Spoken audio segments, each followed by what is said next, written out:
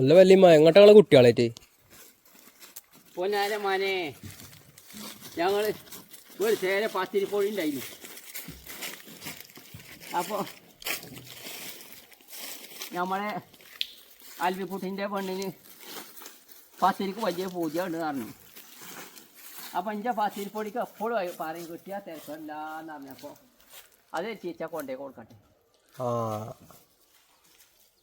നടന്നു പോവുക എന്ന് പറഞ്ഞാൽ പണ്ടൊക്കെ നടന്നിട്ട് തന്നെ എൻ്റെ ഇതിൽ പോയിന്ന് വണ്ടി ഇല്ല.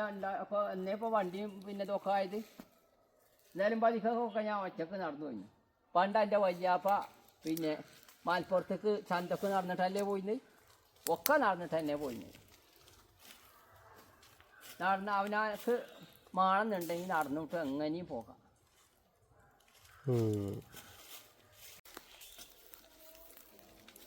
അങ്ങനെ മക്കളെ അന്നൊക്കെ അന്നിപ്പോൾ വർത്താനന്മാർ ഞാൻ ഈ കരമെന്നാണ് കൂക്കി ആ കരമക്കാണ് കേൾക്കും. അപ്പോൾ പോത്തുവണ്ടിന് വന്നാൽ എൻ്റെ വയ്യാപ്പ അവിടുന്ന് കൂക്കിയിട്ടുണ്ടെങ്കിൽ ഞാനിന്ന് ഇമ്മത്ത് കഞ്ഞി അൾപ്പിച്ചുകൊണ്ട് കാത്തിക്കല. കന്നിന് മുതല തീമട്ടിക്കാണ്ട് അത് നല്ലോണം ചെമ്പട്ടിയിൽ വെച്ചാൽ കന്ന് പിന്നെ വന്നിട്ട് അത് കുടിച്ചിട്ട് പിന്നെ മൂപ്പര് നേരെ അങ്ങോട്ട് സെറാമ്പിക്കാണ് പോകും. അതൊന്നും ഇപ്പോൾ ആർക്കും കുറ്റില്ല. കാലൊക്കെ കഴിഞ്ഞു പോയില്ലേ. ഈ മരച്ചാറ്റ് ഇതിൻ്റെ ഇവിടെ ഉണ്ടായി എല്ലാത്തിൻ്റെ ഒരു പൈത്തമാരം അതിൻ്റെ ചെറിയ ഒരു ചുപ്പിച്ച് ചാടിക്കാനുണ്ടായത്. അത്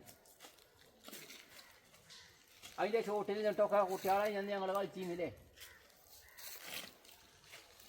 എടുക്കാൻ തുണിയൊന്നും ഉണ്ടായിരുന്നില്ല. എൻ്റെ വല്യപ്പാൻ്റെ തുണി കീറിക്കാണ്ട് ഞാനും പിന്നെ ഐദർസും പിന്നെ ചെറിയാപ്പൂവിൻ്റെ വാപ്പാക്ക് പിന്നെ ഒരു ആദ്യം സൈദർബി പോയിട്ട് ഇടക്കൊക്കെ കിട്ടിയിരുന്നു. ഒരു പിച്ച് കിട്ടാണ്ടായിരുന്നില്ല മാനെ.